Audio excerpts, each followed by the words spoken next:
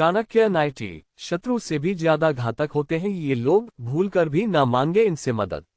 श्री कृष्ण ने अर्जुन से कहा, पार्थ मैं तुम्हें एक कथा सुनाता हूँ, उसे सुनकर तुम समझ जाओगे कि हर प्राणी को उसके कर्म के हिसाब से ही फल मिलता है।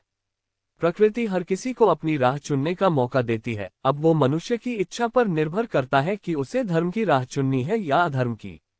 कथा शुरू करते हुए श्री कृष्ण ने कहा, एक नगर में दो पुरुष रहा करते थे। एक पुरुष व्यापारी था जिसके जीवन में धर्म की बहुत महत्ता थी।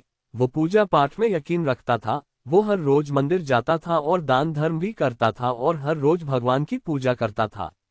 वहीं दूसरा पुरुष बिल्कुल विपरीत था, वो हर रोज मंदिर तो जाता था लेकिन पूजा करने नहीं बल्कि मंदिर के बाहर से जूते चप्पल चुराने। उसे दान और धर्म से कोई लेना देना नहीं था। समय बीतता गया और एक दिन बहुत जोर की बारिश हो रही थी, इस वजह से मंदिर में पुजारी के अलावा कोई नहीं था। ये बात जब दूसरे पुरुष को पता चली तो उसने कहा कि ये सही मौका है मंदिर का धन चुराने का।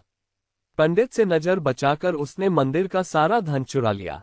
उसी समय धर्म कर्म में विश्वास रखने वाला व्यक्ति भी मंदिर पहुंचा। दुर्भाग्य से मंदिर के पुजारी ने उसे ही चोर समझ लिया और चिल्लाने लगे।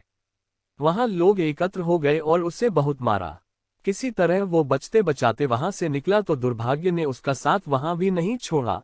मंदिर के बाहर वो एक गाड़ी से टकरा गया और घायल हो गया। फिर वो व्यापारी लंगड़ाते हुए घर जाने लगा तो रास्ते में उसकी मुलाकात उस पुरुष से हुई जिसने मंदिर से धन चुराया था। उसने कहा, आज तो मेरी किस्मत चमक गई, एक साथ इतना सारा धन मिल गया। ये सब देखकर उसे बहुत बुरा लगा और उसने अपने घर से भगवान की सारी तस्वीरें निकाल दी। कुछ सालों बाद दोनों की पुरुषों की मृत्यु हो गई। मरने के बाद जब दोनों यमराज की सभा में पहुंचे और भले पुरुष ने दूसरे व्यक्ति को देखा तो उसे बहुत गुस्सा आया। उसने क्रोधित होकर यमराज से पूछ ही लिया, मैं तो हमेशा अच्छे कर्म करता था, दान में विश्वास रखता था, उसके बदले जीवन भर मुझे अपमान और दर्द ही मिला और इस व्यक्ति को नोटों से भरी पोटली। आखिर ऐसा भेदभाव क्यों?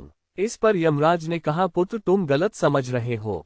जिस दिन तुम्हारी गाड़ी से टक्कर हुई थी वो दिन तुम्हारे जीवन का आखिरी दिन था, परंतु तुम्हारे अच्छे कर्मों की वजह से तुम्हारी मौत सिर्फ एक छोटी सी चोट में बदल गई।